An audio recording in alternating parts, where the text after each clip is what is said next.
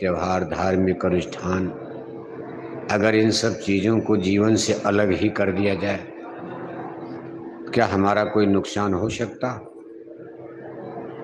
जैसे आपने रूस का नाम सुना होगा, जिसको सोवियत रूस कहा जाता। सोवियत रूस में धर्म का बहुत बड़ा पराभव हुआ। वहाँ कम्युनिस्टी विचारधारा ने जन्म लिया, जिसमें देवी देवता, ईश्वर भगवान को बिल्कुल किनारे कर दिया गया। रूस में तमाम चर्च गिराए गए, पादरियों को, पुजारियों को मार दिया गया। और परिणाम क्या निकला? रूस दुनिया की सुपर पावर बन गया। आज अगर देखा जाए तो संसार में रूस से दुनिया की सुपर पावर अमेरिका भी डरता। रूस का दुनिया में एक बहुत बड़ा महत्व माना जा रहा। रोटी, कपड़ा, मकान, साइंस, विज्ञान, हेलीकॉप्टर, रॉकेट, जहाज, अणुबम, परमाणु बम, सारी चीज़ें रूस में भरपूर आ गई। तो क्या भारत को भी उस रास्ते पर चल पड़ना चाहिए? छोड़ देना चाहिए धर्म का झंझट। एक तो धर्म इतने ज़्यादा हो चुके कि पता नहीं चलता भाई धर्म कौन सही है कौन गलत है। अब एक दो धर्म हो तब तो कुछ सॉल्यूशन एनालिसिस निकाला जाए। आज आपको सुन करके ताज्जुब होगा कि संसार की कुल आबादी करीब 7 अरब हो चुकी है, 7 अरब के ऊपर ही। और 7 अरब की आबादी में दुनिया में धर्म के नाम पर आज आदमी 4200 भाग में बढ़ चुका। यानी संसार में रिलीजियस सिस्टम, धर्मों की संख्या 4200 हो चुकी है। 2-4 धर्म का नाम हम लोग भी जानते, आप भी नारा लगाते, हिंदू, मुस्लिम, सिख, ईसाई, हम चारों हैं भाई भाई। लेकिन इतने बड़े संसार में धर्म 4 ही नहीं। ये नारा भारत के लिए लगता, क्योंकि यहाँ ये 4 धर्म प्रमुख रूप से माने जाते हैं। बौद्ध धर्म है, जैन धर्म है, तमाम धर्म, लेकिन रगड़ा झगड़ा बखेड़ा इन्हीं धर्मों में होता रहता। संसार में धर्मों की संख्या इस तरह छोटे बड़े 4200। 4200 धर्म का नाम याद करना कठिन हो जाएगा। अगर इन सभी धर्मों का सीरियल से नाम लिखा जाए तो एक छोटी मोटी बुकलेट, पुस्तिका, किताब बन जाएगी। और आपको दे दिया जाए किताब कि आप सभी धर्मों का नाम याद करिए, सारी उम्र जिंदगी आपकी बीत जाएगी। 4200 धर्म का नाम याद करना कठिन हो जाएगा। और अगर मान लो धर्मों का नाम आपने याद भी कर लिया तो उसके आगे जो धर्मों का फंडामेंटल प्रिंसिपल है, उनकी थियरी है, उनका जो सिद्धांत है, मान्यताएं हैं कि भाई इसके धर्म में किसको माना जाता, किस धर्म में किसकी पूजा की जाती, कैसे प्रार्थना की जाती। अब उनकी इतनी बड़ी बड़ी किताबें, लिटरेचर बन चुके हैं। सारी किताबों को एक जगह रख दिया जाए तो कई कोठी और कमरा भर जाएगा। कौन पढ़ेगा बताओ आप? अपने हिंदू धर्म में ही इतने स्पिरिचुअल लिटरेचर्स, इतने ग्रंथ और किताबें बनती जा रही। इन किताबों का नाम याद करना कठिन, पढ़ने की तो बात छोड़ो। एक रामायण पढ़ने में आपका पसीना छूट जाता, रात भर 24 घंटे पढ़ करके। समझना बझने की बात तो कौन समझेगा उसको। बस मान लिया गया भाई पढ़ लो, काम खत्म। और पढ़ करके कहते भाई हिंदू लोग की अखंड रामायण हो गई, हमारे घर में अखंड रामायण हो गई। रात भर में पूरी रामायण पढ़ के पटक दिया। पूछा गया क्या हो गया, कहे अखंड रामायण हो गई। क्या लिखा है रामायण में, क्या कहा जा रहा, किसको पता। इसी तरह हिंदू धर्म में गीता है, श्रीमद् भागवत गीता, 4 वेद है, 18 पुराण, 6 शास्त्र, और भी तमाम गुरुओं के ग्रंथ, किताबें, कितनी मोटी मोटी पुस्तकें। और अगर सबको पढ़ा जाए तो सब में कुछ डिफर नजर आता। यानी धर्मों के सिद्धांत कुछ अलग अलग होते नजर आते। जैसे एक छोटा सा उदाहरण आपके सामने है। आपके खलीलाबाद जिले में दो धर्मों के लोग प्रमुख रूप से रहते हैं, एक हिंदू दूसरा मुसलमान। मान लो सिख ईसाई ये सब तो यहाँ बहुत ना के बराबर या नहीं है, लेकिन दो लोग रहते हैं हिंदू और मुसलमान। दोनों के धर्म सिद्धांत में देखो कितना डिफरेंस है। हिंदुज़ में, जिसको हिंदू धर्म कहा जाता, इसमें लोग गाय को माता मानकर पूजा करते। हिंदुओं की मानता, हिंदू धर्म क्या कहता कि गाय को ताजान दाना चारा पानी दोगे, गाय की सेवा करोगे, ईश्वर भगवान मालिक खुश होगा। वही मुसलमान भाई, आपके ही जिले के मुसलमान क्या कहते कि चाकू और तलवार लेकर गाय का वध करो, गाय को टुकड़े टुकड़े काट दो, खुदा खुश हो जाएगा। अब इसमें एग्रीमेंट कौन करवा सकता बताओ? एक पूरब जा रहा, एक की दिशा सीधे पश्चिम है। एक गाय को इतना ऊंचा स्थान दे रहा है, भाई गाय को मारो मत, सेवा करो। दूसरा कहता ना ना, गाय को मारने में ही भगवान खुश होगा। यही धर्म है। इसी तरह से दुनिया के सारे धर्मों की थियरी, अपने हिंदू धर्म में ही आप देखो, नाना गुरु नाना पंथ, और सभी गुरुओं के सिद्धांत अलग अलग होते नजर आ रहे हैं। कितने गुरु भारत में है, आपके जिला कबीर नगर में ही वो कहते भाई मांसाहारी ही धर्म सही है। हिंदू धर्म में कितने गुरुओं की शिक्षा है कि मंदिर में टन टन घंटी घंटा बजाए जाओ और एक एक किलो मछली खाए। वहीं एक मिशन है जय गुरुदेव मिशन का था, ना ना ना ना, मांस खाओगे शराब पियोगे गुनाह लगेगी, बीमारियां आएगी। बड़ी बड़ी बीमारी पाल रहे हैं मांसाहारी। आज जय गुरुदेव मिशन के लाखों भाई बहन शाकाहारी जैकेट पहनकर, अब तो देखो एक के गांव गोद लेकर घर घर जाकर अपना पर्चा पोस्टर पत्रिका लेकर समझा रहे भाई ना, बड़ी बड़ी बीमारी पाल रहे हैं मांसाहारी। शाकाहारी हो जाओगे बीमारी से बच जाओगे। लेकिन इसी संत कबीर नगर में कुछ ऐसे भी गुरु हैं हिंदू धर्म में, मुसलमानों की बात तो छोड़ो अभी आप, जिनका ये कहना कि ना जीव ही जीव का भोजन होता, खाओ इसको कोई फर्क नहीं। अरे कहा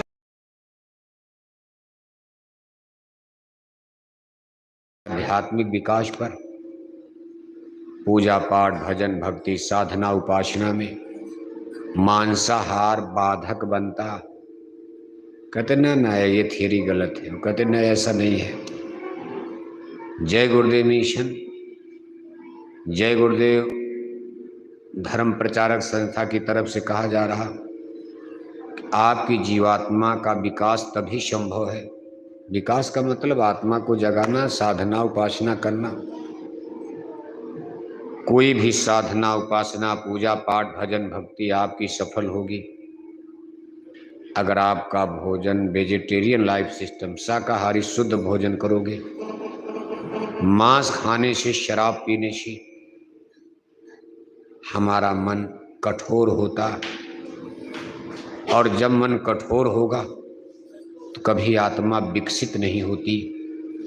जैसे जब कठोर है, ककड़ीली है, पथरीली है, पानी की उसमें कमी है, उसमें कोई बीज बोओगे जमेगा, लेकिन कठोर मिट्टी में बीज का विकास नहीं होगा, पेड़ बढ़ेगा नहीं।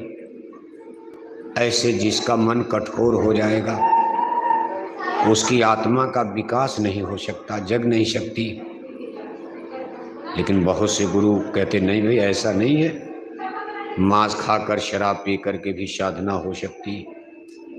पूजा पाठ भजन भक्ति में खान पान का कोई मायने नहीं। ऐसे तमाम हिंदू धर्म में आज वर्तमान समय में हमारे धर्मगुरु, और विशेषकर आप देखोगे तो हिंदू धर्म में ज़्यादा लोग मांस ही खाने लगे। अब आपका ये गांव, हमने वहाँ बोर्ड पढ़ा, क्या है सकलैचा यदुवंशी, वहाँ बोर्ड लिखा है यदुवंशी सकलैचा यादव, मतलब यादव लोग रहते होंगे। अब इसी गांव में अपने यदुवंशियों का गांव है। आप एक रजिस्टर लेकर सुबह निकल जाओ, एक रजिस्टर बनाओ शाकाहारी यदुवंशी, एक रजिस्टर बनाओ मांसाहारी यदुवंशी। तो सकलैचा में कौन रजिस्टर पहले भरेगा? शाकाहारी। कौन भरेगा? कौन भरेगा? शाकाहारी यदुवंशी कम, मांसाहारी यदुवंशी। अपने गांव का ही देख लो आप। यदुवंशी माने यदुकुल में जन्म, जिस वंश में भगवान श्री कृष्ण ने जन्म लिया। आज उन्हीं के नाम पर यदुवंशियों का मान सम्मान गौरव गरिमा है। यदुकुल में आज तक उनसे बड़ा कोई आदरणीय तो पैदा नहीं हुआ, और अगर पैदा भी हुआ तो आप जानते नहीं हुआ। लेकिन अभी जो प्रकाश में चीज है, भगवान श्री कृष्ण से बड़ा बड़े बड़े राजे महाराजे, मंत्री, मिनिस्टर, नेता, लीडर तो आज हो ही रहे हैं यादों में। लेकिन आज भगवान कृष्ण यदुकुल के सूरज माने जाते हैं। उन्हीं से यदुकुल की यादवों की पहचान बनी है। लेकिन आपने कभी सोचा है भगवान श्री कृष्ण कौन धर्म मानते थे? उन्होंने जो गीता में धर्म का उपदेश दिया है, श्रीमद् भागवत गीता भगवान कृष्ण की पवित्र पुस्तक है। उन्होंने वाणी उच्चारण किया। लिखने के लिए तो व्यास जी ने लिखा, लेकिन ये कथा भगवान श्री कृष्ण ने अर्जुन को सुनाई है, ज्ञान उपदेश। उनके ज्ञान उपदेश में श्रीमद् भागवत गीता में किस धर्म को सपोर्ट किया गया? मांसाहारी धर्म की शाकाहारी धर्म? क्यों बाबू साहब, कौन धर्म? भगवान श्री कृष्ण का धर्म मांसाहारी शाकाहारी। और भगवान कृष्ण के साथ 5 पांडव लगे, उन 5 पांडवों का धर्म मांसाहारी शाकाहारी। और सामने 100 भाई कौरव, यानी कौरव दल दुर्योधन का धर्म मांसाहारी। इसी का तो युद्ध हो गया, शाकाहारी और मांसाहारी। उस समय कोई हिंदू मुसलमान का युद्ध नहीं था। महाभारत की लड़ाई हिंदू मुसलमान की थी। उस समय कोई हिंदू मुसलमान था ही नहीं। एक तरफ कौरव दल, एक तरफ पांडव धर्म। एक तरफ को धर्म कहा गया, एक तरफ को अधर्म कहा गया। शुरुआत में तो दोनों सही चल रहे थे। जब दुर्योधन को समझाया जाता था भाई अधर्म मत करो, तो दुर्योधन कहते थे कि हम अधर्मी हैं, और पांडव ही सब धर्म लेकर बैठे। जिसमें भगवान श्री कृष्ण ने हस्तिनापुर समझाने गए। भगवान श्री कृष्ण ने कहा दुर्योधन धर्म का रास्ता पकड़ो, अधर्म का मार्ग छोड़ दो। उस समय भी दुर्योधन ने कहा, तो इसके माने धर्म केवल पांडवों के पक्ष में, हमारे पास हम अधर्मी हैं? क्योंकि जाति तो एक ही खानदान था। बल्कि यूं कहा जाए सब भाई ही थे तो कौरव पांडव। लेकिन भगवान श्री कृष्ण ने लकीर खींच दिया, कहा दुर्योधन तुम्हारे भाई पांडव धर्म के मार्ग पर हैं, और तुम 100 भाई कौरव अधर्म के मार्ग पर हो। तुम्हारे खेमे में जितने लोग हैं सब धीरे धीरे अधर्मी होते जा रहे हैं, इसलिए तुम सावधान हो जाओ। समझाने ही तो गए थे। वो हिंदू मुसलमान का वहां सवाल ही कोई था ही नहीं। हिंदू मुसलमान तब तो धर्म एक ही था। आपको सुन करके आश्चर्य होगा, आज जहां धर्म 4200 हो चुका, आज के 5000 साल पहले जब यदुवंश कृष्ण अवतारा, हुई हैं हरन धरन यज्ञधारा। संसार के पाप ताप को मिटाने के लिए यदुकुल में, यदुवंश में, सगे मामा कंस की जेल में मथुरा में जब योगेश्वर श्री कृष्ण जी ने अवतार लिया था, उसमें सारे संसार में केवल एक ही धर्म था, एक धर्म। उस एक धर्म को तब वैदिक धर्म कहा जाता। वैदिक धर्म उस धर्म को कहा जाता जो वेदों के ज्ञान पर सफर करता। वेदों की संख्या 4 बताई गई। वेद आज भी जिंदा है। बहुत से ग्रंथ तो भारत में नष्ट हो गए, लेकिन संजोग से वेद आज भी जिंदा है। चूंकि लेकिन वो इतनी कठिन भाषा संस्कृत में लिखे गए कि भारत के बड़े बड़े शंकराचार्य भी वेदों को परिभाषित करने में, उसको एक्सप्लेन करने में उनको भी पसीना आ जाता। कि गांव के पंडित पुरोहित वेद के बारे में कुछ नहीं बता सकते, भारत के बड़े बड़े विद्वान शंकराचार्य, उनके भी समझ में वेद नहीं आ रहा। ये इतनी कठिन संस्कृत भाषा में है, इसलिए सब लोग अब रामायण पर टूट पड़े हैं। रामायण माने हिंदी में है, वेदों की बात थोड़ी रामायण में आ गई तो रामायण समझ में आ जाता। गाना बजाना, पूजा पाठ, धर्म कर्म, घर भोज बहु भोज, शादी में, ब्याह में, तीज में, त्योहार में अखंड रामायण ही लोग करवाते, ज्यादातर यादों में ही होता। इतना अखंड रामायण तो पंडित लोगों के घर में भी नहीं होता होगा, जानते हो? अखंड रामायण का पाठ सबसे ज्यादा यादवों के ही घर में होता। और आज लोग कहते भाई यादव तो भी धर्मी हो गए, अलग जा रहे हैं, अयोध्या जाते ही नहीं है ये। लेकिन सबसे ज्यादा रामायण पढ़ने वाले आपको यादव ही मिले। ब्राह्मणों को सबसे ज्यादा दक्षिणा देने वाले, ठाकुर जी की कथा कराने वाले, सबसे ज्यादा आपको यज्ञ का पूजा पाठ कराने वाले यादव मिलेंगे आपको। अब ये है कि उनका क्या मतलब, क्या बात गिल्टी फंसी हुई है कि माना जा रहा है भाई यादव लोग अयोध्या नहीं गए, इनको बाइकाट करो, इनको हिंदू धर्म में टाट भात भोज से अलग कर दिया जाए। आप देख रहे हो समीकरण कुछ विचित्र बनता जा रहा है, विधाता का खेल देखो। लेकिन कुल मिलाकर हम जिस चीज पर आपको ले चलना चाह रहे हैं, भगवान श्री कृष्ण के समय में केवल एक धर्म था, वैदिक धर्म। उस वैदिक धर्म में गिल्टी फंस गई। दुर्योधन भी, कौरव भी वैदिक धर्म को, पांडव भी वैदिक धर्म, लेकिन धर्मों में बंटवारा हो गया। पांडवों का धर्म शाकाहारी और कौरवों का धर्म मांसाहारी। भगवान श्री कृष्ण समझा रहे हैं भाई मांस खाओगे, शराब पियोगे तो अधर्मी हो जाओगे, विधर्मी हो जाओगे। हम ही लोग नहीं कहे, बोरा वाले नहीं कह रहे, जैकेट वाले नहीं कह रहे, हमारे गुरु महाराज नहीं, हमारे पूज महाराज जी नहीं, इसके पहले भी हुआ ये बात। भगवान श्री कृष्ण करे भाई अगर मांस खाओगे, शराब पियोगे, बुद्धि भ्रष्ट हो जाएगी, मन पागल हो जाएगा, बहन बेटी की पहचान खत्म हो जाएगी, धर्म जाएगा, कर्म जाएगा। लेकिन कौन मानता, समझाने का ऋषि मुनि सब समझा रहे, लेकिन नहीं माने। समझाने के लिए भगवान कृष्ण देखो खुद हस्तिनापुर गए। कहा भगवान हस्तिनापुर आए, संदेश पांडवों का लाए, दुर्योधन को समझाने को, अब महाविनाश बचाने को भगवान हस्तिनापुर आए। ऋषि मुनि समझा करके थक गए, लेकिन दुर्योधन पाउस राजे महाराजाओं पर, वहां दुर्योधन का ही नहीं सब खेमा बन गया। अब दुर्योधन अकेले नहीं रहे, महाभारत के युद्ध आते आते सारी दुनिया में खेमा बन गया। लड़ाई तो दो एक घर की हुई थी हस्तिनापुर को लेकर, कौरव और पांडव की, लेकिन जब युद्ध के बादल मंडराने लगे, ये वर्ल्ड वार हो गया, विश्व युद्ध हो गया। दुनिया के कुछ राजा पांडवों की तरफ ज्यादातर चले गए, कौरवों की तरफ, दुनिया खेमे में बट गई। भगवान श्री कृष्ण अंतर्यामी देख रहे हैं भैया तो सारा संसार ही मिट जाएगा, सारे राजवंश मर जाएंगे छोटे से घर के झगड़े में। इसलिए कहा भाई हम भी प्रयास करें, क्योंकि गंवई कहावत भाई आदमी दो ही चीज से मानता है। आप भी गांव में कहते भाई या तो माने बात से, नहीं तो माने, नहीं तो माने। अब हम तो बोलेंगे नहीं, देखो मशीन लगी है सब, लेकिन आपकी आवाज इसमें नहीं आ रही। गांव में एक कहावत कही जाती कि या तो माने बात से और नहीं तो माने बात वाला काम खत्म हो गया। महात्मा विदुर दुर्योधन की सभा में ही थे, महामंत्री, उनको महात्मा विदुर को हस्तिनापुर के महामंत्री थे।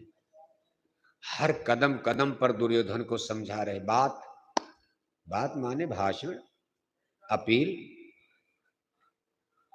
वेद व्यास उस समय के सबसे बड़े महापुरुष हस्तिनापुर जा चुके, राजा धृतराष्ट्र को दुर्योधन को समझा चुके। गुरु दुर्वासा, गुरु दुर्वासा जिनका जन्म यदुवंश में हुआ था। दुर्वासा ऋषि देखो यदकुल में ही पैदा हुई, और ये चार भाई बताए गए, इनके गुरु भी माने जाते, आध्यात्मिक गुरु। भगवान श्री कृष्ण के भौतिक गुरु, हिंदी संस्कृत पढ़ाने वाले गुरु संदीपनी उज्जैनी में, और आध्यात्मिक गुरु दुर्वासा। जैसे आपको स्कूल कॉलेज यूनिवर्सिटी में मास्टर लोग हिंदी अंग्रेजी वाले मास्टर अलग, और अध्यात्म पाठ पढ़ाने के लिए गुरु महाराज मिल गए, साइंस ऑफ सोल। ऐसे भगवान श्री कृष्ण के जीवन में दो गुरु का नाम आता। एक संदीपनी ऋषि, उनके गुरु भौतिक शिक्षा, और आध्यात्मिक शिक्षा के लिए गुरु दुर्वासा का नाम आता। गुरु दुर्वासा भी भगवान श्री कृष्ण के गुरु। दुर्वासा ऋषि भी हस्तिनापुर जाकर थक गए, दुर्योधन को समझाकर। मतलब जितने महात्मा साधु मौका मिल रहा सब हस्तिनापुर जा रहे, भाई मान जाओ मान जाओ। लेकिन जब ये पीरियड समाप्त होने का समय आया तो भगवान श्री कृष्ण ने कहा, भाई मैं भी एक बार अपील करता हूं, चलो समझा दूं, हो सकता। भगवान श्री कृष्ण खुद जाते। तब पांडवों का वनवास खत्म हो गया, सब पांडव द्रौपदी जंगल से वनवास से वापस आ गए थे। कभी दुर्योधन को समझाने को, अब महाविनाश बचाने को भगवान हस्तिनापुर आए, और हस्तिनापुर में आकर के अपना भाषण शुरू कर दिया। हर कुरु सभा में बोल रहे, सबके भावों को तोल रहे, सब लोग देख रहे। सबकी दृष्टि आज, वो दिन इतना महत्वपूर्ण था दुनिया के लिए। क्यों?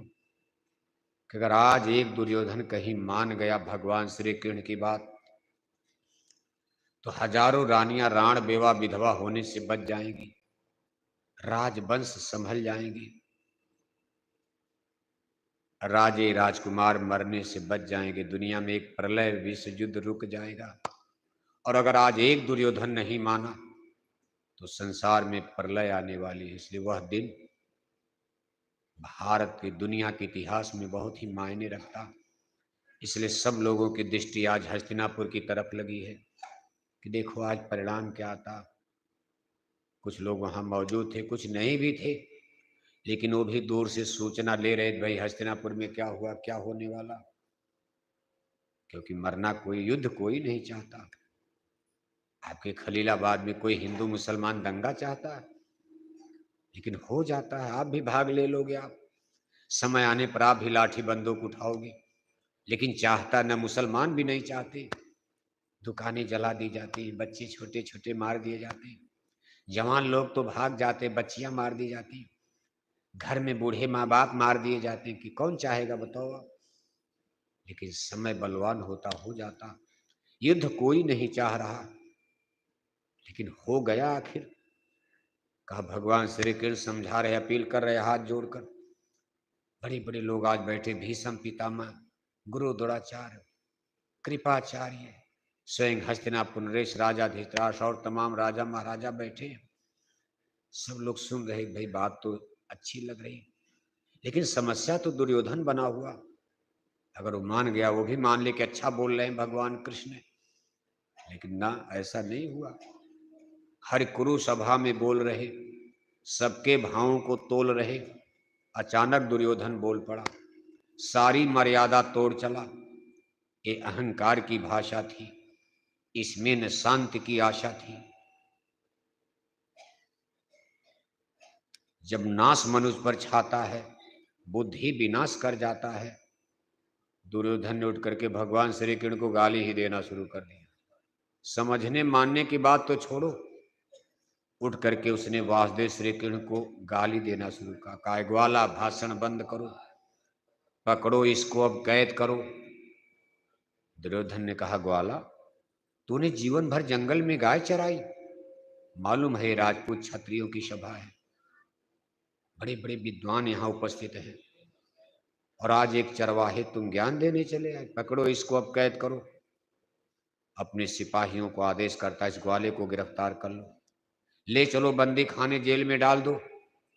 हम इसको तब तक नहीं छोड़ेंगे जब तक पांचों पांडवों को मार नहीं दिया जाएगा। यही ग्वाला तो बाधा बना है। अगर ये हमारी जेल में रहेगा, हम पांचों पांडवों को देखते देखते धराशायी कर देंगे, और जब हम पांचों पांडवों का वध कर देंगे, इसके बाद एक दिन ग्वाले को भी मार दिया जाएगा। न रहे बांस न बजे, सब खेल खत्म, हम अखंड राज करेंगे। लेकिन उस मूर्ख दुर्योधन को ये नहीं पता था कि कहाँ क्या करने जा रहा है। धर्म क्या होता उसको नहीं मालूम था। कहा ये बात सुन करके जब बांधने चला सिपाही लेकर, हथकड़ी लेकर, हरि हंसे। भगवान श्री कृष्ण को हंसी आ गई। कहा ले ले दुर्योधन बांध मुझे, हाथ आगे कर दिया। कहा ले भाई बांध ले। और जब हथकड़ी लेकर सिपाही बांधने चले तो भगवान कृष्ण उड़ करके पीछे चले गए। अब वहां से चिल्ला रहे ले ले दुर्योधन बांध मुझे। जब सिपाही दौड़ करके वहां गए तो उड़ करके उधर पीछे चले गए, वहां दौड़ करके गए तो उड़कर उधर चले गए। कहा हरि हंसे, हंसते रहे और कहा दुर्योधन तू हमको बांधेगा? अरे मेरी माता जसोदा ने मुझको बचपन में पेड़ में बांध दिया था, लेकिन माता ने बांधा। मेरे सगे मामा कंस अपनी पूरी मलट्टी लेकर मुझको नहीं पकड़ पाए। मां तो प्रेम में बांध सकती, लेकिन कोई अहंकारी दुष्ट है भगवान को बांध सकता? कहा हरि हंसे, चल दिए, निकल गए। जब पांडव थे वहां पहुंच गए पांडवों के पास। लेकिन करुणा सिंधु करुणा सागर एकाएक आज कठोर बने, आज क्रुद्ध हो गए। हर क्रुद्ध वचन अब बोले हैं, सब दिग दिगंत अब डोले हैं। याचना नहीं अब रण होगा, आगे अब घोर समर होगा। शिव नेत्र तीसरा खोलेंगे, सब दिग दिगंत अब डोलेंगे। सब राज वंश टकराएंगे, सब मरकर मिट्टी में मिल। कहे भगवान शिव का मैं रूप धारण करूंगा। योगेश्वर श्री कृष्ण कहते भाई अब तक तो मेरा विष्णु स्वरूप था, जो मैं भक्तों को दर्शन देता हूं अपने मधुर और सुंदर मनमोहनी रूप में, विष्णु स्वरूप में। लेकिन अब मेरा रौद्र रूप शिव रूप धारण करूंगा मैं, शंभु रूप, जिसमें मैं संसार में डमरू की प्रलय लाता हूं। शिव नेत्र तीसरा खोलेंगे, सब दिग दिगंत अब डोलेंगे, कोई नहीं बचेगा। अब जब भगवान ही का डंका बज गया, फाइनल हो गया, उनका जजमेंट आ गया, फैसला आ गया, कौन बचाएगा संसार को? सब राजे महाराजाओं पर काल नाच रहा है, जानबूझकर रणभूमि में जा रहे हैं, रोका जा रहा, मत जाओ मत जाओ, आग है, ना ना जाएंगे, मरेंगे मिटेंगे। सब रणभूमि में आए और जैसे दीपक पर फतिंगे जलकर मर जाते, ऐसे 18 दिन के युद्ध में एक भी राजा राजकुमार जिंदा नहीं जा पाया। 18 अक्षरी सेना मामूली होती, 18 अक्षरी का आज की गणित लगाओगे 55 लाख होता।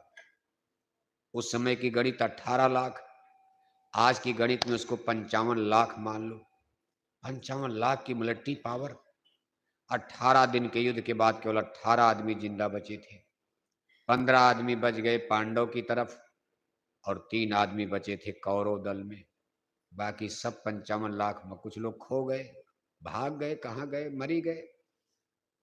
इतिहास केवल 18 का मिलता, 18 जिंदा बचे, बाकी सब 55 लाख मार दिए गए। कोई गरीब मजदूर नहीं, सब राजा महाराजा बादशाह, बड़े बड़े शहंशाह। और अंत में आप देखो दुनिया में कितना बड़ा प्रलय। लेकिन ये संसार है, आपको भाई एक बार हो गया तो बार बार क्यों होता? ये धरती ही गोल है, समय टाइम गोल है। यहाँ टाइम को भी 4 भागों में बांट दिया, सतयुग त्रेता द्वापर कलयुग। इसी तरह संसार चलता रहेगा। हम आप समझ नहीं पाते, फिर वही काल चक्र आ जाता। आज सबकी खोपड़ी पर काल नाच रहा है, समझाने से कोई मानने को तैयार नहीं।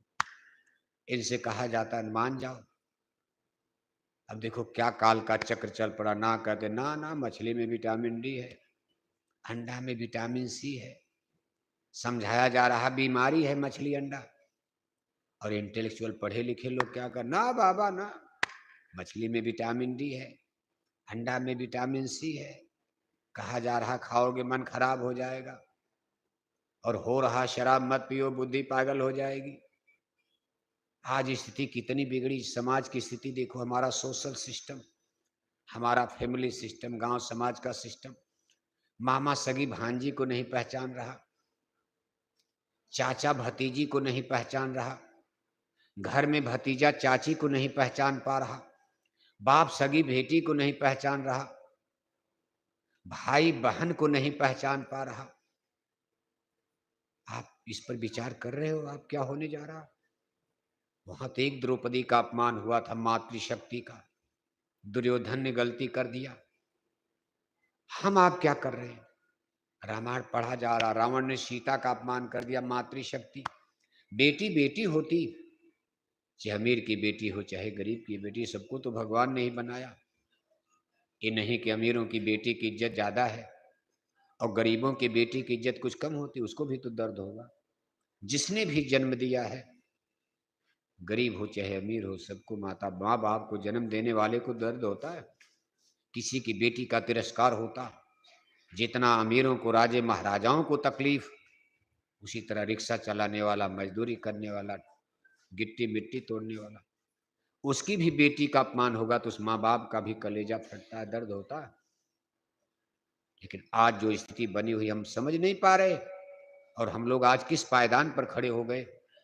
बताओ, भाई बहन को नहीं पहचान रहा, 50-50 साल के बुढ़े, 12-12 साल की नाबालिग बच्चियां जंगल में ले जाकर बलात्कार करते, मरने के लिए जंगल में बेहोशी हालत में छोड़कर दिल्ली की सड़कों पर, जहां 17 लाख की मिलिट्री पावर लेकर भारत के प्रधानमंत्री बैठे, उनके बंगले के पीछे बलात्कार के बाद बच्चियों को दिल्ली की सड़कों पर फेंक कर चले जा रहे। बच्चियां तड़प तड़प करके मर रही। यूनिवर्सिटी कॉलेज में आप देखो, आज छोटे छोटे बच्चे गांव देहात में दारू पीने लगे। हम लोग हाथ जोड़ते जोड़ते थक गए कि हाथ जोड़कर विनय हमारी, हो जाएं सब, हो जाएं सब। 70 बरस हमारे गुरु महाराज हाथ जोड़ते रहे, 60 बरस, 10 बरस से हमारे पूज हुजूर महाराज जी छोटे बड़े काफिले निकाल करके हाथ जोड़ रहे।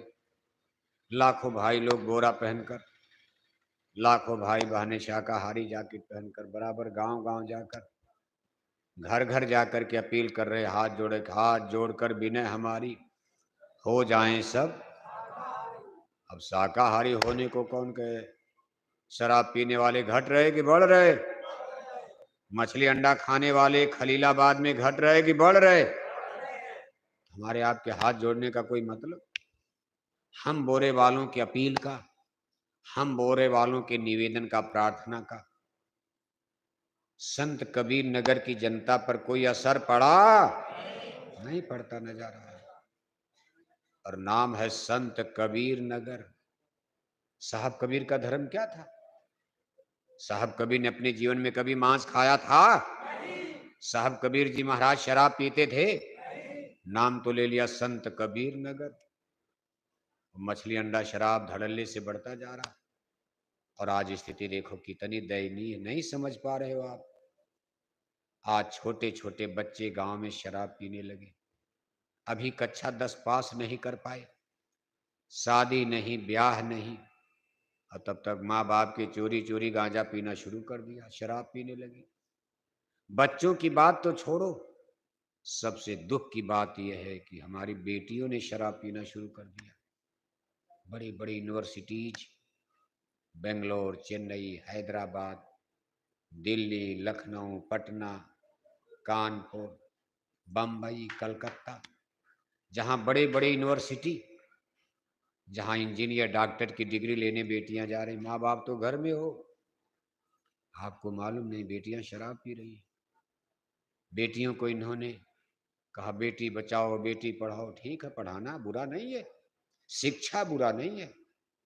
हमारी बेटियां इंजीनियर बने, डॉक्टर बने, टीचर बने, ट्यूटर बने, मास्टर बने, जज बने, बैरिस्टर बने, कलेक्टर बने, कप्तान बने, कौन मना करता? लेकिन बेटियां, खतरा क्या है? बेटियों ने शराब पीना शुरू कर दिया। बेटियां इंजीनियर बन गई, ऑफिस में बैठ के दारू पी रही। बेटियां एमपी एमएलए बन रही, दिल्ली लखनऊ में जाके शराब पी रही हैं। पहले तो पुरुष ही जाते थे, बोतलें पीते रहे, भारत माता की जय बोलते रहे, और विदेशी बैंकों में खाता। हमको क्या जानते थे चोरी पकड़ी जाएगी, जनता बेचारी क्या करेगी? लेकिन देखो आज पकड़ पकड़ के सब लोग जेल में जा, हल्ला मचा हुआ। अभी कितने लोग जेल में जाएंगे? अभी चुनाव हो जाने दो, देखते कितना बड़ा खतरा मंडरा रहा। हाहाकार मच जाएगा, कोई एमपी एमएलए का चुनाव लड़ने को तैयार नहीं होगा खलीलाबाद में। ऐसा विकराल समय आ रहा। इतनी विकट स्थिति है। क्यों? गलती हुई है, बोतलें पीते रहे, भारत माता की जय बोलते रहे और विदेशी बैंकों में खाता। गांधी महात्मा बीड़ी नहीं पीते थे और ये देश के एमपी एमएलए शराब पीने लगे। सारे माल उठाकर विदेशी बैंकों में ठोस दिया। अब जब बेटियां चली गई एमपी एमएलए बनकर, इन्होंने भी शराब पीना शुरू कर दिया। एमपी बन गई, ब्लॉक प्रमुख बन गई, एमएलए बन गई, बेटियों को पुलिस में भर्ती करवा दिया, वो जाकर के वहां शराब पी रही हैं। बेटियां डॉक्टर बन गई, इंजीनियर बन गई, शराब पीने लगी। अब आप सोचो ये समाज जा कहां रहा है। बेटियां शराब पीने लगेंगी, ऐसा नहीं कि भारत गरीब हो जाएगा। सब लोग शराब पीने लगोगे। विदेश में लोग पीते हैं, लंदन, अमेरिका, जर्मनी, जापान शराब पीते हैं। बच्चे बच्चियां सड़क पर सरेआम दारू पीकर कुछ भी कर सकते हैं। भारत में भी अगर हम सब लोग शराब पीने लगे, ऐसा नहीं कि भारत गरीब हो जाएगा, या हमारे पास हेलीकॉप्टर, जहाज, पनडुब्बी बम नहीं होगा, या हम फैक्ट्री कारखाना नहीं चला पाएंगे। लेकिन भारत की एक अलग जिम्मेदारी, भारत को विश्व गुरु बनना। भारत पहले विश्व गुरु था, the great master of the world. विद्यार्थी भले गड़बड़ हो जाए, मास्टर को सदैव सावधान रहना चाहिए। विद्यार्थी, मास्टर ही तो विद्यार्थी को पढ़ाएगा, समझाएगा। सारी दुनिया भारत की चेला है। भारत विश्व गुरु बनने वाला, अपनी गद्दी पर बैठने जा रहा। दुनिया की शराब भारत को छुड़ानी है। और अगर मास्टर भी शराब पीने लगे, तब तो अंधा गुरु और बहिरा चेला और होए नरक में ठेलम। जैसे पंडित जी लोग आपके संत कबीर नगर में अगर मांस खाने लगे, शराब पीने लगे, उस कथा का आपको क्या पुण्य मिलने वाला, बताओ आप। ठाकुर जी की कथा सुनाएंगे, यज्ञ करेंगे। आज देखो, जिनको धर्म गुरु, राजगुरु जिनको कहा जाता है, हिंदू धर्म के रक्षक, हिंदू धर्म के संरक्षक, पंडित, पुरोहित, राजगुरु, धर्मगुरु, सबसे ऊंचा वंश ब्राह्मण कुल ही तो माना जाता है। और ऐसा माना जाता था कि हिंदू धर्म, वैदिक धर्म ब्राह्मणों के हाथ में सुरक्षित है। लेकिन आज परिस्थितियां ये है कि ब्राह्मण ही की चूल्हे पर आज देखो अंडे पकने लगे, लोग शराब पीने लगे। अब सब ब्राह्मण की बात तो नहीं, सब ब्राह्मण का तब दुनिया में प्रलय हो जाएगी। लेकिन ज्यादातर ब्राह्मणों के घर में लोग अंडे खाने लगे, शराब पीने लगे। अब उनकी कथा, उनकी पूजा का आपको क्या पुण्य मिलना है। अंधा गुरु बहिरा चेला और होए नरक में ठेलम। जाका गुरु है आंधरा, चेला निपट निरंध है। अंधे अंधी ठेलिया, दोनों को परंत। गुरशिखंड एवं रामायण में भी लिखा कि गुरशिखंड बहिर के लेखा, एक न सुन एक नहीं देखा। हरे शिष्य धन शोक न हरई, और सो गुरु घोर नरक में। केवल दान दक्षिणा पैसे के लिए गुरुवाई खड़ी हो जाएगी। अगर गुरुवाई बिजनेस बन गया, धर्म कहीं व्यापार बिजनेस बन गया, स्वार्थ, कभी ऐसे धर्म को मानने वाले गुरु चेला सब नरक जाएंगे। धर्म किया जाता है स्वर्ग जाने के लिए, स्वर्ग जैसी मान्यता है। अब आप स्वर्ग वैकुंठ तक ही मुक्ति मानते हो। हिंदू धर्म में लोग कहते भाई स्वर्गवास हो गया। अगर आप ये जान जाओगे भाई स्वर्ग में मुक्ति नहीं है, उसके आगे मुक्ति पद है, अंतिम मंजिल और आगे है, और आगे और आगे और आगे। लेकिन इस समय कोई धर्म कर्म तो जानता नहीं। कहा भाई स्वर्ग है बहुत, वही मुक्ति है। तो कहा महाराज मिलेगी कैसे। अरे कहा बहुत तरीका है, बना दिया किसी ने किताब, फर्जी लिख दिया। कहा भाई यही करो मुक्ति मिल जाएगी। कुछ नहीं हो तो मरने के बाद तेरे ही में चिट्ठी लिख देना। क्या लिख देना? चिट्ठी। जब जला उला करके दादा को आना, एक कागज के टुकड़े पर नोटिस लिख करके लिख देना, मेरे पूजनीय दादाजी का क्या हो गया, नरकवास। मत लिखना, क्या लिख देना, स्वर्ग। पट्टा हो जाएगा, हम ऊपर संभाल लेंगे, ऊपर हम देख लेंगे। हमको थोड़ा दान दक्षिणा ज्यादा देना, ऊपर हम देख लेंगे। कहीं अटक पटक में होंगे तो 2-4 भंडारा पुण्य तिथि मनवा देना। तारीख नोट कर लो, इसी साल हर साल 2-4 साल पुण्य तिथि, जब तक घर में दूसरे दादा न मर जाएं। भाई सब लोग मरे, किसकी किसकी पुण्यतिथि रोज शादी ब्याह करोगे बेटा बेटी की, दादा दादी मरने वाले पुण्यतिथि मनाओगे। कहा जब तक दूसरे दादा चाचा ना मर जाए तब तक अपने दादा की पुण्यतिथि हर साल उस तारीख पर करते रहना करते रहना। तो कहीं अगर अटके होंगे रास्ते में, थोड़ा बहुत हम निकाल देंगे, पास कर देंगे, पार कर देंगे। अब आप सोचो कितना बड़ा अंधविश्वास आडंबर पाखंड में दुनिया जी रही। मरने की बात एक कागज के टुकड़े पर लिख दिया। हमारे पूजनीय दादाजी का क्या हो गया? दादी मर गई स्वर्गवास, पिताजी मर गए स्वर्ग, माताजी मर गई। यानी अगर इसी तरह सब लोग स्वर्ग चले गए तो आपके पूरे खलीलाबाद जिला में कोई नरक गया होगा? आज तक किसी ने ये चिट्ठी लिखा कि मेरे दादाजी तो नरक चले गए? सब एक ही गाना गा रहे, स्वर्गवास स्वर्गवास स्वर्गवास। कितना सरल सीधा आपने मुक्ति का रास्ता निकाल लिया। अगर इस तरह मुक्ति स्वर्गवास, तो पूजा पाठ और की तो जरूरत है कुछ नहीं है। रामायण गीता सब बेकार है। कोई मर जाए, अम्निस्टी कम्युनिस्टी, कोई मर जाए जीवन भर भगवान को गाली दो, मरने के बाद नाती पोता तो खुद पट्टा करेंगे, कागज पर लिख करके टिकट दे देंगे आपको। लेकिन ऐसा होता नहीं है। अगर सब लोग स्वर्ग चले गए तो भगवान का नरक खाली पड़ा होगा? स्वर्ग मान लिया, नरक नहीं मानते हो आप? अरे स्वर्ग है तो नरक भी तो बने, जेल भी तो है। अच्छे लोग अच्छी जगह जाएंगे, खराब काम करने वाले जेल में नहीं जाएंगे। यहाँ भी जेल बनी है, कानून काम करता। ऐसे ईश्वरी विधान और कानून है। कहा यमपुर जाए जीव पछताएं, यम के दो तीन बहुत शताएं। भगवान के विधान के मुताबिक सबसे पहले यमपुरी ले जाया जाता। यमपुरी माने अदालत, यमपुरी माने ईश्वर की अदालत में मौत के बाद जीव को खड़ा कर दिया। कर्मों का फैसला होता, हिसाब होता।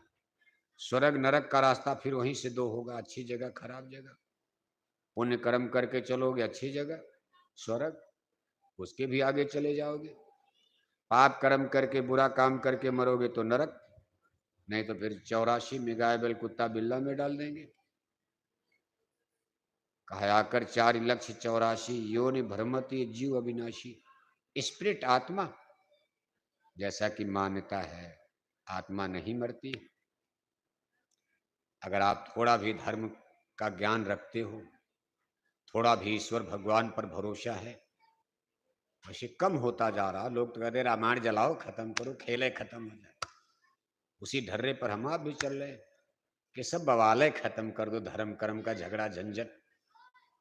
अब तो आवाज उठने लगी रामायण जला दिया जाए, गीता उता सब खत्म कर दिया, सब लोग नेक्स्ट स्लाइड हो जाओ, रोटी कपड़ा मकान खाओ पियो मौज उड़ाओ, झंझट खत्म, पूजा पाठ मोक्ष मुक्ति क्या। लेकिन मानने से क्या हो सकता? लोगों से जब कानून की बात की जाती, लोग कहते दिखाया जाएगा पुलिस हमारा क्या करेगी। नहीं अवदंडता करते, चोरी किया निकल गए, चोरी से आज डाका डाल दिया, 2-4 दिन जेल में रहे निकल गए, अब कत्ल करने लगे, घूस घास देकर फिर निकल गए, अब आतंकवादी बन गए, गुरा फिर काउंटर हो गया। आखिर कभी न कभी तो आदमी कानून के शिकंजी में आएगा, लेकिन समझता नहीं कानून में कितना बड़ा दम होता है। तो आदमी का कानून है दिल्ली लखनऊ का, एक न एक दिन आदमी काउंटर किया जाता, पकड़ा जाता, बड़े बड़े शेर खां गीदड़ खां बन जाते, धराशायी हो जाते, कानून के सामने लोग कांप जाते। फिर ईश्वर का कानून कितना बड़ा होगा, कितना खतरनाक होगा, उसमें कौन बच सकता। लेकिन आदमी नहीं सुधारे, कुछ नहीं है। आप नहीं भगवान का कानून मानोगे, काउंटर हो जाएगा।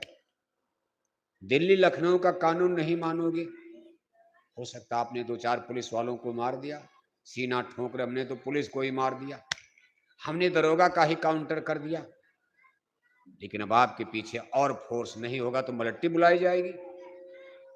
सरकार के कानून के सामने कोई सीना तान कर बहुत दिन जिंदा, 2-4 उनके सिपाही मर सकते, लेकिन उसके बाद तो आपका घर मकान जमी दोज होगा और फिर आप बच नहीं पाओगे और पावर लगाई जाएगी पूरा। इसी तरह से अगर कोई भगवान के कानून को ना माने, कब तक नहीं मानोगे? जब तक मौत नहीं आ रही है।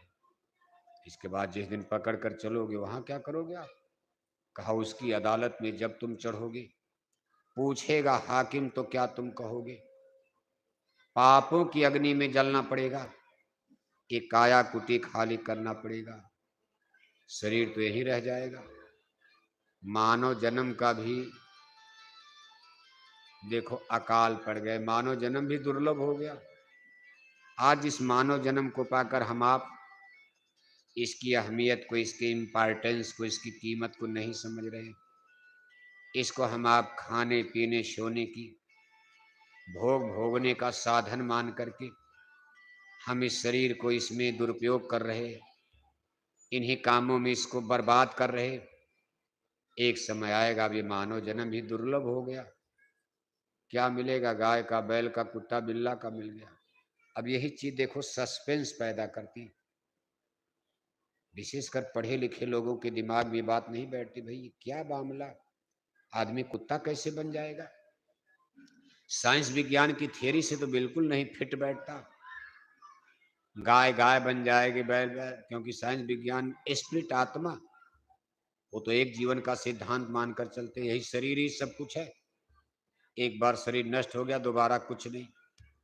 इसलिए साइंस विज्ञान में पूर्व जन्म पुनर्जन्म को फिजिक्स केमिस्ट्री में नहीं माना जाता। यही तो बवाल खड़ा हो रहा है।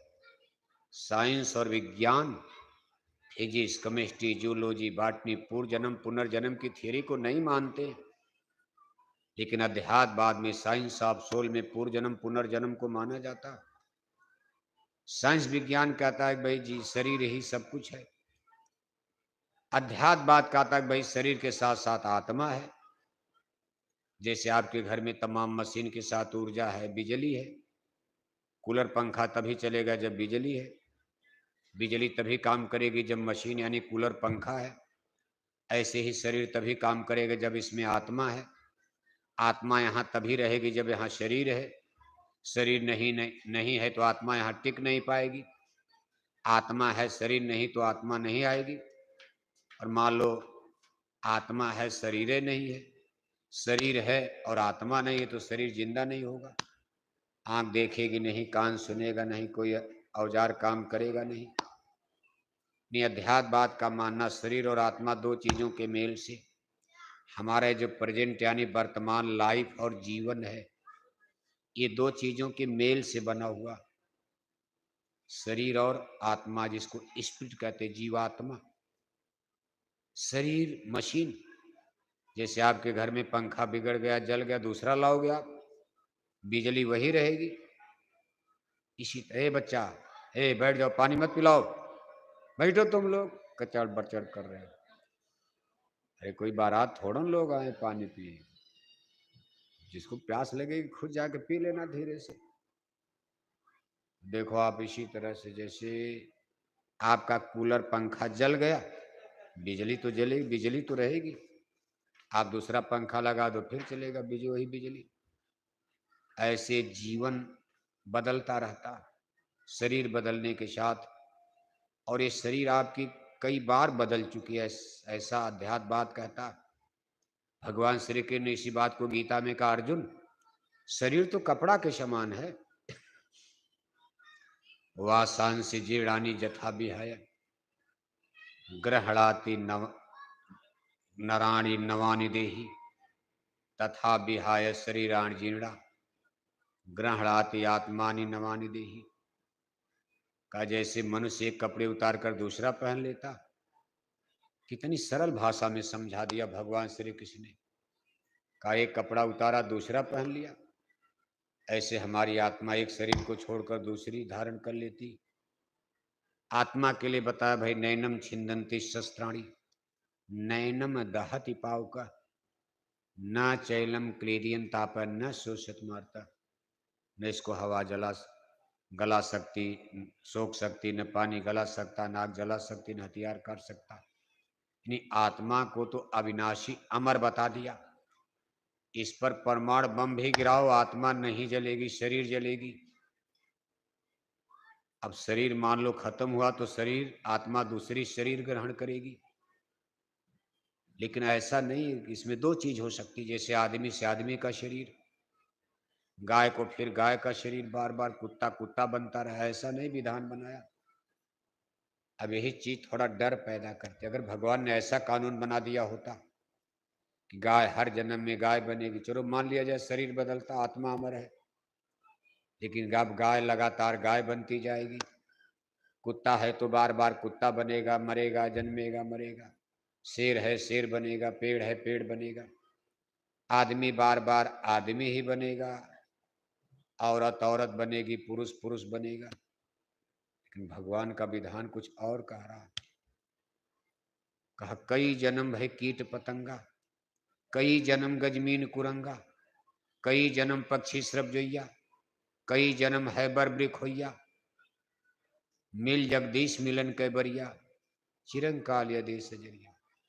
ये सिख गुरु साहिबान पांचवी पातशाही गुरु अर्जन देव जी महाराज की वाणी है। वो कहे कि हे इंसान मनुष्य, तू कई जन्म कीड़े मकोड़े भी बन चुका, हाथी घोड़ा ऊंट गधा कुत्ता बिल्ली भी बन चुका। अब की मानव जन्म मिल गया भगवान को पाने के लिए। अगर ये मिशन और लक्ष्य पूरा नहीं हुआ तो फिर आपको गाय बैल कुत्ता बिल्ला बनना होगा। इन इससे बचने के लिए हमको आपको परमात्म पद को पाना पड़ेगा। परमात्म पद माने जहां भगवान का स्थान, पद माने स्थान, परमात्मा माने परमात्मा। जैसे आत्मा और परमात्मा दो चीजें बताई गई। जैसे सूरज और सूरज की किरणियां होती, अब सूरज तो एक ही है। आप देखते सुबह सूरज से अनगिनत किरणियां निकलकर हमारी धरती को चार्ज करती, ऊर्जा एनर्जी प्रकाश देती। शाम को फिर सूरज में जाकर किरणियां समा जाती, फिर अगले दिन सुबह अनगिनत किरणियां सूरज से निकलती। कितने समय युग बीत गए, ये चल रहा है सिस्टम। अब सूरज तो एक ही है लेकिन किरणियां अनगिनत। ऐसे एक जीव एक ब्रह्म कहावत। परमात्मा यानी ब्रह्म है और उनसे जीव माने स्पिरिट जीवात्मा। एक जीव ब्रह्म एक और जीव अनेक। चींटी से लेकर हाथी तक, हिंदू मुसलमान ही नहीं, चींटी से लेकर हाथी तक कितनी जीवात्माएं जोड़ो आप। और केवल धरती ने कितनी धरती बनी, 21 तो ब्रह्मांड है और हर ब्रह्मांड में ब्रह्मा विष्णु शंकर अलग अलग है। अब ये भी बहुत सस्पेंस पैदा करता। हम नहीं कह रहे, रामायण कह रही। गोस्वामी महाराज कहते भाई मैंने जाकर देखा, कहा कोटिन चतुरानन गौरीशा। कोटिन माने करोड़ों। कहा मैं एक ऐसे स्थान पर, ऐसी धरती, मैं ऐसे देश में गुरु की कृपा से जब गया तो वहां मैंने ब्रह्मांड में चढ़ करके यूनिवर्स में देखा एक ऐसी धरती, ऐसा देश जहां करोड़ों करोड़ों ब्रह्मा थे। और गौरीशा माने शंकर, करोड़ों करोड़ों शंकर। अब आप तो ब्रह्मा विष्णु शंकर केवल 3 जानते हैं, एक ब्रह्मा एक विष्णु एक शंकर। लेकिन रामायण करे भाई ना ना ना। जैसे आप नर्सरी देखते हो किसी पेड़ पौधे की, आप कहोगे इतना ब्रह्मा की क्या जरूरत है, इतने शंकर की क्या जरूरत है, क्योंकि ब्रह्मांड बहुत ज्यादा है। हर ब्रह्मांड में एक एक ब्रह्मा एक एक विष्णु एक एक शंकर की जरूरत पड़ती है। हम आप आज इस धरती पर, ये मत समझो धरती एक ही है। ये यूनिवर्स कितना बड़ा, हमारी धरती तो एक कोने में है। हमारी धरती तो सूरज के सामने चींटी है। ये सूरज आप देख रहे हो, हमको आपको यहाँ से दिखाई देते फुटबॉल के गेंद की तरह से, लेकिन हमारी 13 लाख धरती सूरज में समा जाएगी। बताओ आप, जो सूरज हमको एक गेंदा मामूली नजर आ रहे, हमारी 13 लाख धरती इस सूर्य भगवान के गोले में समा जाएगी। अगर आप सूरज पर चढ़ करके देखो तो धरती, सूरज भगवान तो इतना बड़ा नजर आते हैं, हमारी धरती का मच्छर की तरह भी पता नहीं चलेगा सूरज से। इतने बड़े सूरज हमको गेंदे के रूप में क्यों ना, डिस्टेंस। जैसे आप हवाई जहाज देखते हो, हवाई अड्डे पर कितनी बड़ी, 5 बस के आदमी भर जाए, 10,000 फुट आसमान में गई तो एक बित्ता 6 इंच की नजर आती। क्या जहाज छोटी हो गई? 250 आदमी उसमें बैठे हैं, एक बित्ता में बैठेंगे। लेकिन हम, हमारी दृष्टि से वो इतनी दूर चली गई मालूम पड़ता हमारी आंख में इतनी ताकत तो है नहीं कि हम देख सकें, इसलिए छोटी नजर, जैसे जैसे कोई चीज दूर जाएगी हमारी आंखों में उसकी फोटो छोटी बनती है। इसी तरह से सूर्य भगवान हमसे, आपसे, हमारी धरती माता से इतनी दूरी पर है कि हमारी धरती से 13 गुना बड़ा है सूर्य भगवान।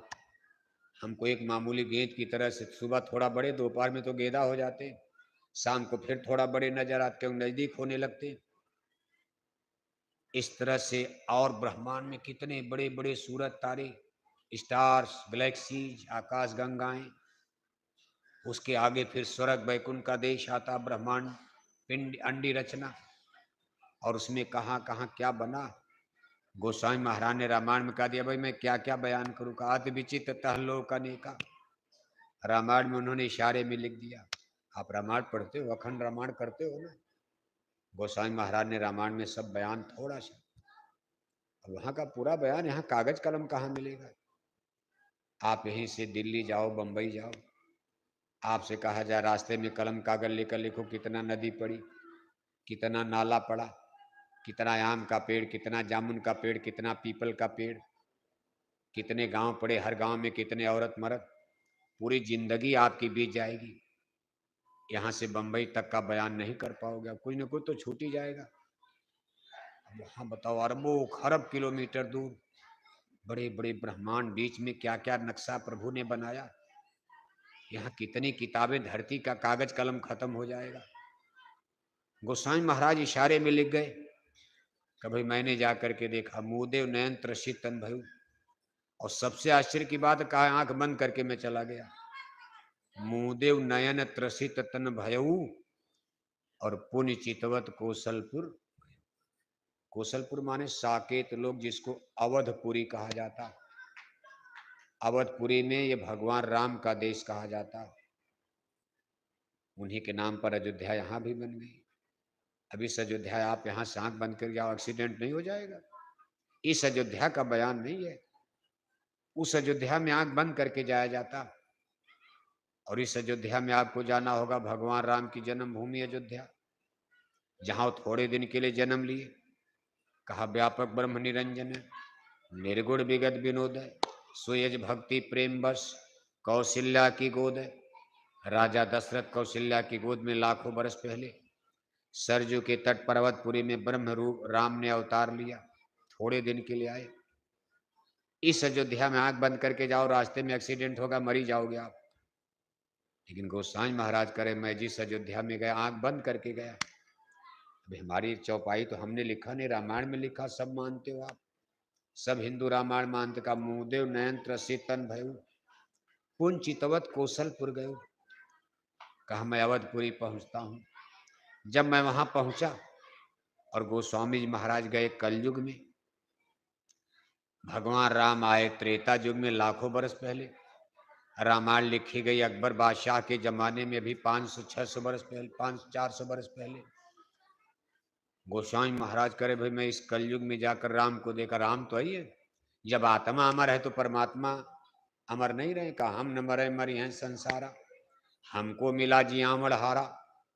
साहब कबीर की वाणी है, कहा हरि मरी हैं तो हम हूँ मरबे, हर न मरे हम काहे को मरबे। साहब कबीर कहते, भाई हम माने आत्मा नहीं मरेगी, क्योंकि परमात्मा नहीं मरता। आत्मा परमात्मा दोनों अमर चीज और वस्तु हैं। तो भगवान रामकुंड आज भी वहां अपने धाम में है, यही तो सिद्ध हो रहा है।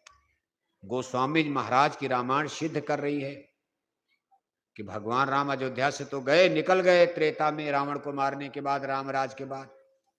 सरजू नदी में उन्होंने समाज, चारों भाई के साथ। पहले भगवान राम पानी में डूब गए, जिसको आप कहते हो जल समाधि, बीमारी में नहीं मरे। चारों भाई युद्ध में नहीं मारे गए। भगवान श्री कृष्ण को बहेलिया ने बाण से मार दिया, उसमें चले गए। लेकिन ये चारों भाई राम लक्ष्मण भरत शत्रुघ्न सरजू नदी में, पहले भगवान राम गए पानी में डूब गए, फिर बाहर नहीं आए।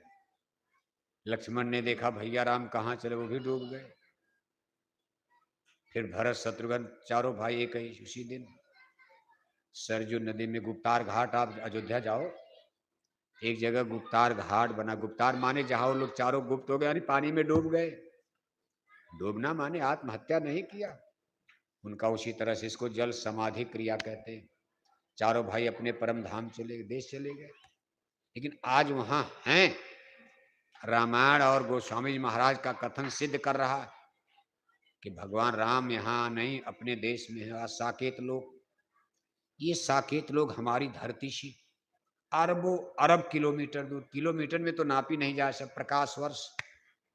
साइंस विज्ञान ने भी अब लाइट ईयर में नापना, प्रकाश वर्ष में नापना। किलोमीटर को क्या नापेगा कि कितनी बड़ी गिनती बढ़ाई, इसलिए प्रकाश वर्ष में। पढ़े लिखे बच्चे जो फिजिक्स पढ़ते जानते, ब्रह्मांड की दूरी लाइट ईयर में नापी जाती। यानी हमारी प्रकाश की किरणें, सूरज की किरणें एक साल में जितनी दूरी तय करती, इसको एक लाइट ईयर प्रकाश वर्ष माना जाता। बताओ कितनी नापा जाता। ऐसे कितने लाइट ईयर पर भगवान राम का साकेत लोग ब्रह्मांड में है। वहां जहाजे न, हेलीकॉप्टर उपटर, यान नहीं पहुंच सकता। यान तो चंदा मामा तक जाने में खतरा हो जाता।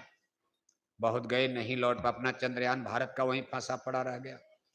6.5 अरब रुपए खर्च करके भारत ने भी चंद्रयान भेजा, लेकिन नहीं लौट पाया। तो चंदा मामा तो धरती से बहुत नजदीक है, लाखों किलोमीटर, और वो तो अरबों खरब किलोमीटर दूर स्वर्ग बैकुंठ भगवान राम के साकेत लोग। गोसाई महाराज कहते भाई मैं आंख बंद करके चला गया, यानी वहां आंख खोलकर कोई जा ही नहीं सकता, उल्टा है। कहा उलट गगन कोई गुरुमुख झूले, आंखें उलट जाएं। ये बाहर की दोनों आंखें जो माया का देश, मैन इज मार्टर, नासवान सृष्टि देख रहे हो, इन आंखों को अंदर में उलट दो, अंदर में एक अलग आंख मिलेगी आपको। उसको दिव्य दृष्टि कहते हैं। दिव्य दृष्टि, शिव नेत्र, ज्ञान चक्षु, त्रिकाल नेत्र। और फिर उधर चलो, निकल चलो। जैसे दरवाजा खुले पक्षी उड़ता, ऐसे पिंड पिजड़े का दरवाजा खुला, आत्मा जाती, शरीर नहीं जाता। और जाकर के गोसाई महाराज कहते भाई मैंने जाकर देखा। कहा उस कौशलपुरी में मैं जब पहुंचा तो क्या देखा। कहा मोह बिलो कि राम मुस्काही, बेहसत तुरंत गयो मुख माही।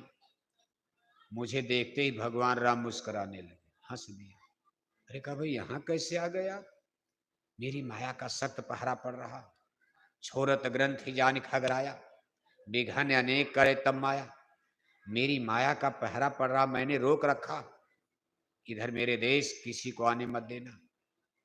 ब्रह्मा विष्णु शिव जगह जगह खड़े हैं, इंद्री द्वार झरोखे नाना, तय सुर सब बैठे करी थाना। आवत देखें विषय बयारी, ते हठ दे कपाट उघारी। ये रोड़ा बन करके खड़े होते, किसी को आने नहीं देते। क्या ये लोग आपको नहीं मिले, आप कैसे चले आए।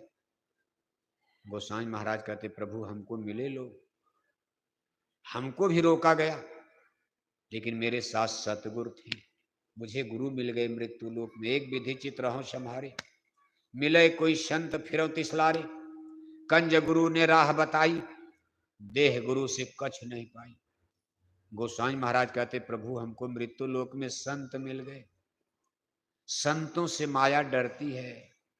हे प्रभु अगर संत ना मिलते तो हमको भी ये रोक लेती, माया फंसा देती। जैसे ऋषि मुनि श्रृंगी को भृंगी कई डारिश, नारद के पीछे पड़ गए पछार।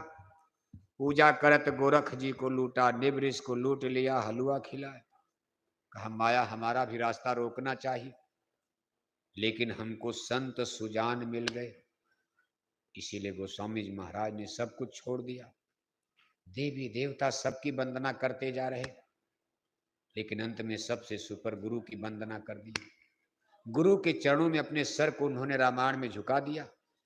कहा बंदो गुरुपद पदुम परागा, सबकी वंदना किया। देवी सरस्वती की वंदना किया, लक्ष्मी की किया है, भगवान शिव की किया है, ब्रह्मा की किया है, विष्णु की, सबका किया। लेकिन कहा भाई सबसे सुपर तो गुरु। कहा गुरुर ब्रह्मा गुरुर विष्णु गुरुर्देवा महेश्वरा, गुरुर साक्षात परम ब्रह्म है, तस्मै सिर गुरुवे नमः। और रामायण में लिख मारा का बंदा गुरुपद पदुम परागा, सुरो सुभाष शरश अनुरागा, अमीय मूरिमय चूरन चारु, समन सकल भौरुज परिवारु, सुकृत संभुतन विमल विभूति, मंजुल मंगल मोद प्रसूति, गुरुपद रजमृद मंजुल अंजन, नयन अमीद्रिक दोष विभंजन, सिर गुरुपद नख मणिगन ज्योति, सुमिरत दिव्य दृष्टि होती, उघरे बिमल बिलोचन ही के, मिटे दोष दुख भव रजनी के, तब सूझई रामचरित मन मानिक, गुप्त प्रगट जा जो जय खानी। और अंत में यहां तक लिख दिया, बंदा गुरुपद कंज, कृपा सिंधु नर रूप हरि काय। नर रूप में नारायण है, पहचानो। कहा गुरु मनुष्य नहीं, नर नारायण है। मौला आदमी बनाया, अपना भेद उसने खुद गाया।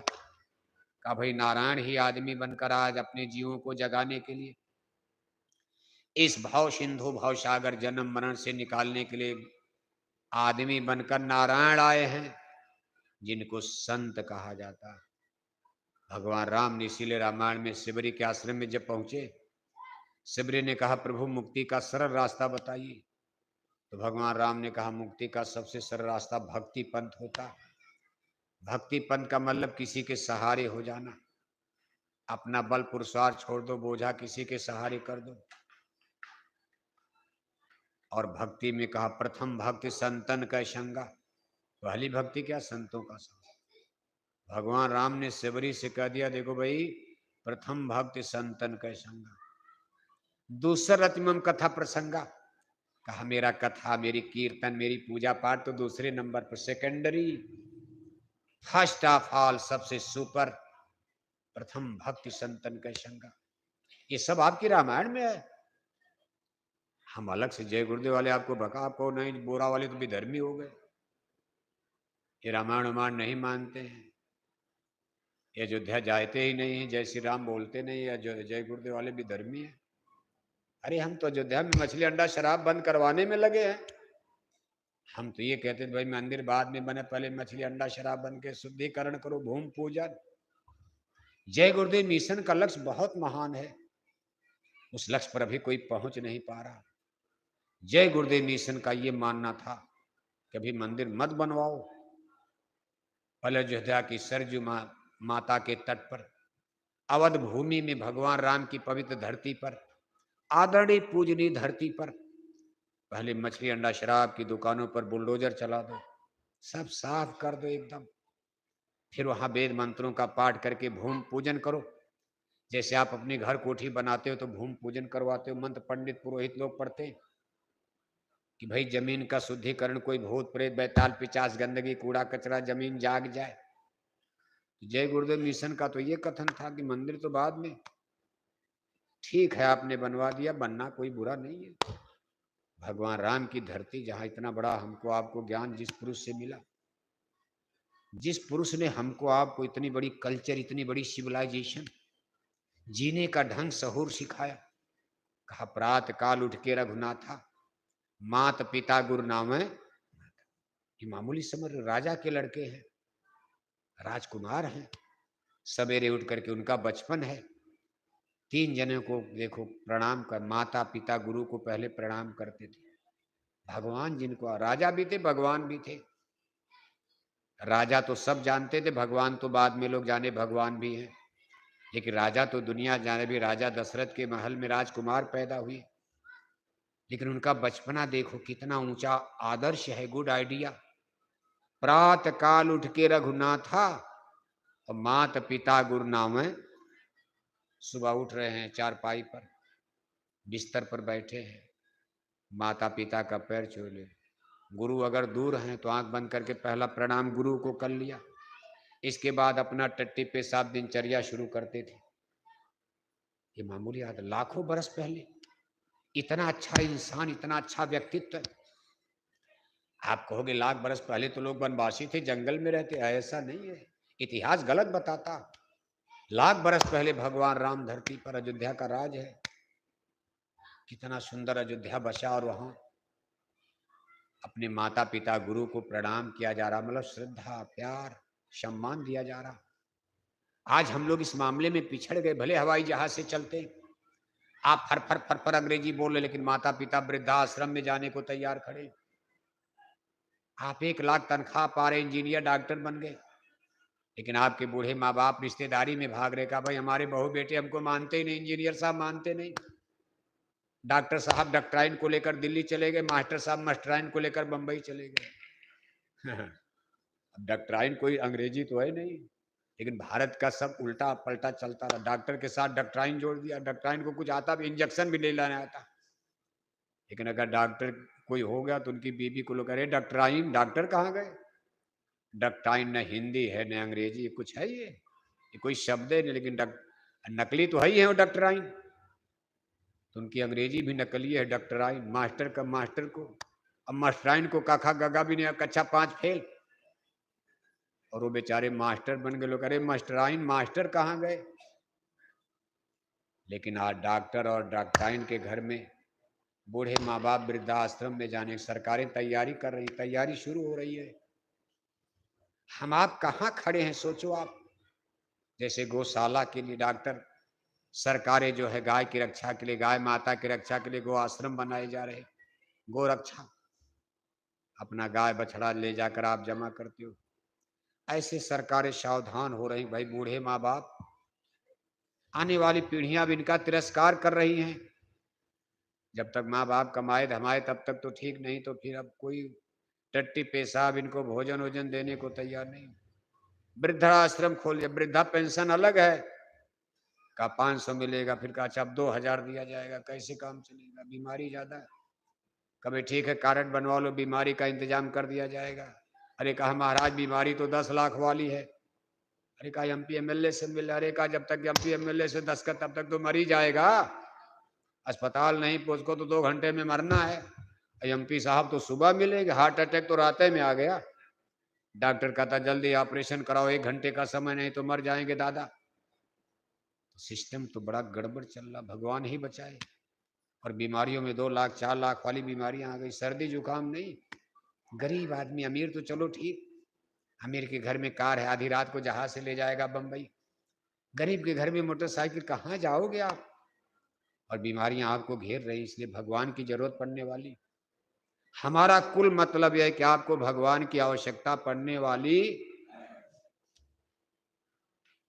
केवल एमपी एमएलए राजा ही सब कुछ नहीं, ऊपर वाला राजा, ऊपर वाली सरकार की आपको जरूरत संत कबीर नगर में पड़ने वाली।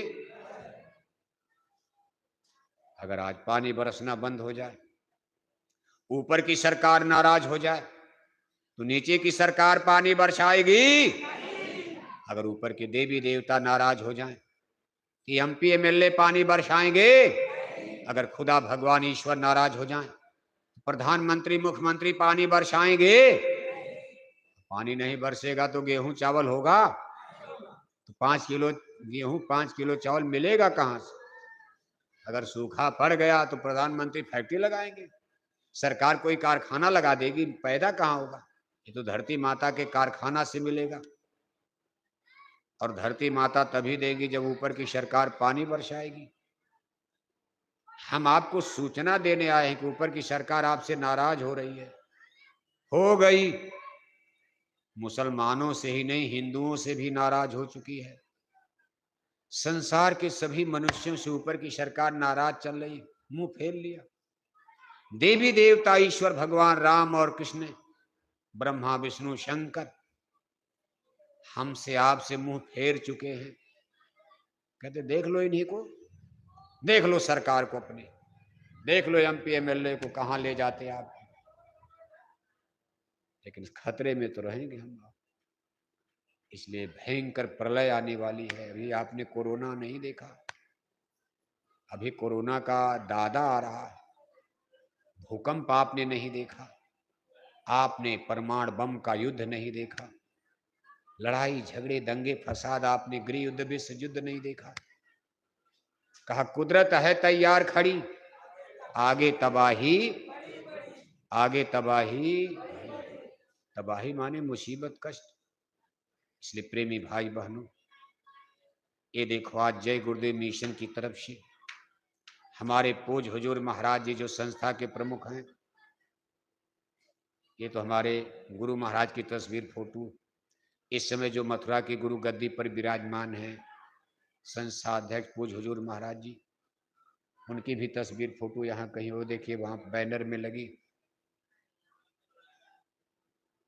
उनके आदेश निर्देश में हमारे लाखों लाख भाई बहन एक एक गांव गूंद लेकर घर घर जाकर लोगों को समझा रहे, बता रहे, अपील कर रहे कि हाथ जोड़कर विनय हमारी हो जाएं सब, अभी कुछ समय है, हाथ जोड़ा जा रहा। नहीं मानोगे तो हाथ का जोड़ना बंद है, और फिर वही बात आ जाएगी, या तो माने बात से, नहीं तो माने, नहीं तो माने, तब कुदरत का डंडा बजेगा, दिन में तारे नजर आएंगे।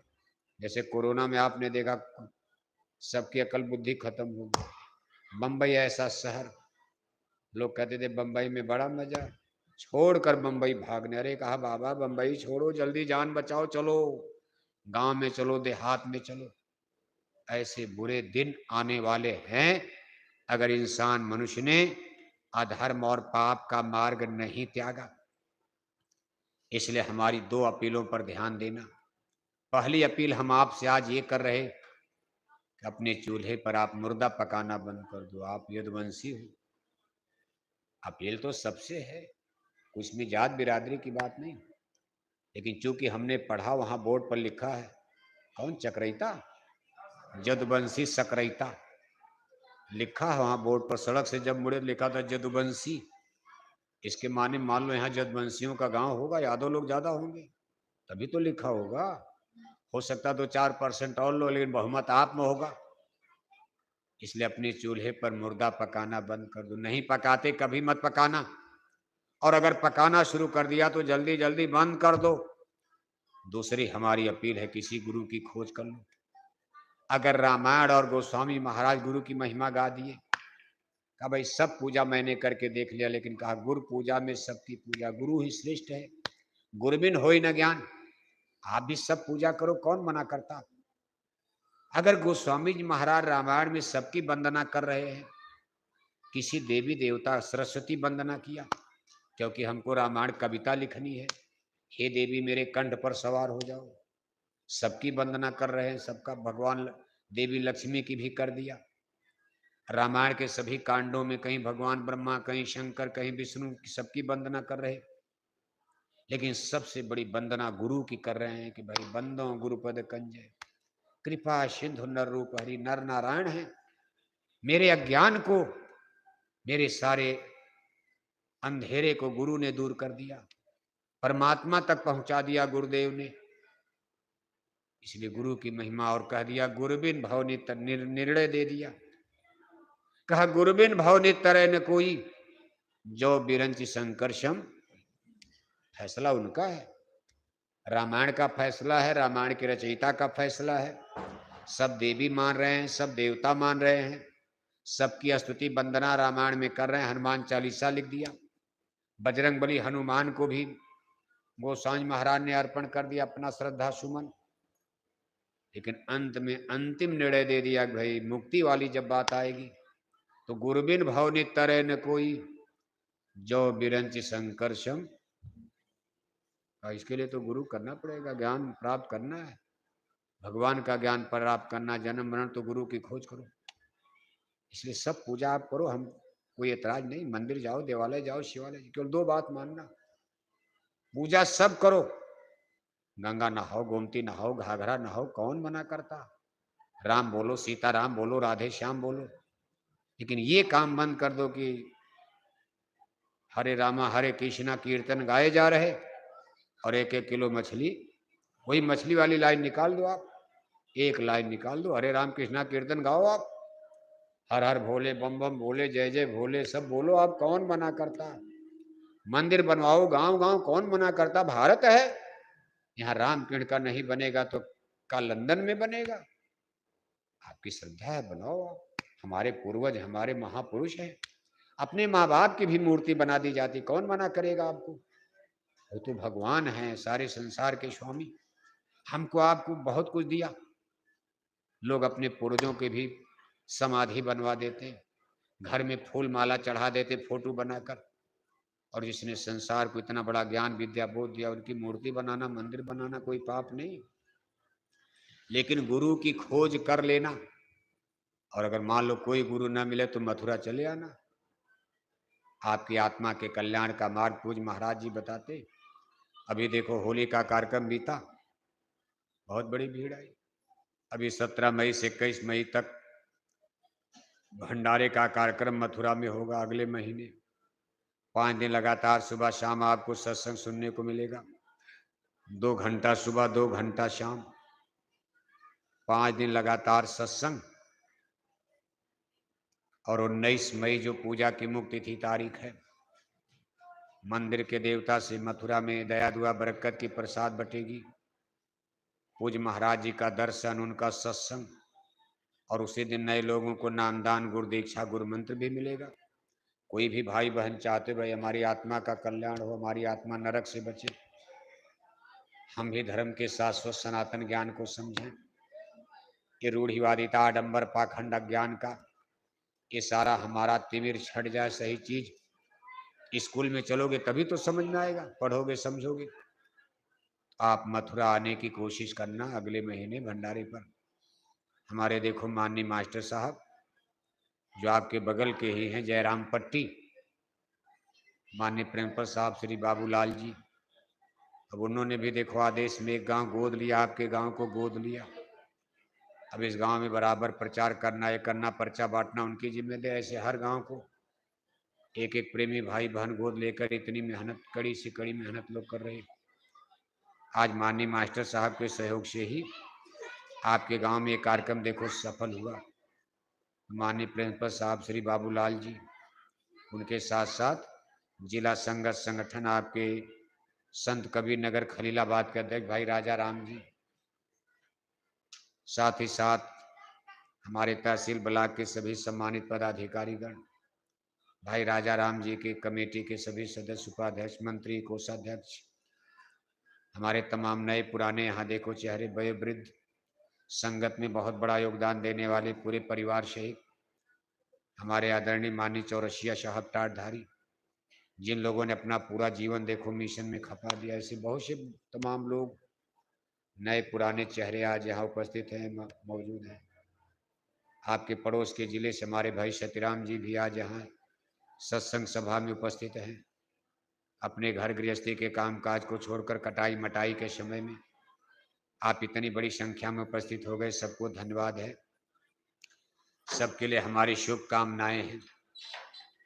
इसी तरह प्रेम सद्भाव बनाए रहोगे, एक दिन हम लोग अपनी मंजिल पर पहुंच जाएंगे और हमारे पूज्य हुजूर महाराज जी का अच्छे समाज के निर्माण का संकल्प भी पूरा होगा और आत्म कल्याण का मार्ग भी प्रशस्त होगा, आसान हो जाएगा। इन्हीं शुभकामनाओं के साथ बोलो जय गुरुदेव। देखो जो हमारे सत्संगी भाई बहन आप यहाँ आए हो, इस समय मथुरा दरबार के लिए गुरु महाराज की प्यारी गायों के लिए भूसा सेवा का अभियान चल रहा। कोई घर परिवार न बचे, कुछ न कुछ सेवा अपने ब्लॉक अध्यक्ष के रजिस्टर में आपकी जमा हो जाए, वहाँ से फिर जिला अध्यक्ष के रजिस्टर में, और इसके बाद सीधे मथुरा जाएगी। पूज्य महाराज जी इस समय मथुरा में ही हैं, अप्रैल मई में मथुरा में ही रहेंगे और इसमें भूसे की खरीदारी हो रही। साल भर का गायों का खर्चा, सैकड़ों ट्रक भूसा खरीद कर गोदाम में रख दिया जाता, बरसात में हो नहीं पाता, इसलिए सब लोग भूसा योगदान में सहयोग करना। दूसरा, इस समय गल्ला सेवा जाती है, सब इकट्ठा करके बरसात गिरने के पहले आपकी मई महीने में मथुरा पहुंच जानी चाहिए। बरसात गिरने पर गन्ने में, गेहूं में घुन पाई लग जाता है तो सब अनाज खराब होता, इसलिए मानसून आने के पहले गल्ला सेवा, गेहूं सेवा, ये भी आपके जिले से पहुंच जाए। अब एक छोटी सी आरती होगी, 2-4 मिनट और बस बैठे रहो। एक प्रार्थना होगी छोटी सी, गुरु महाराज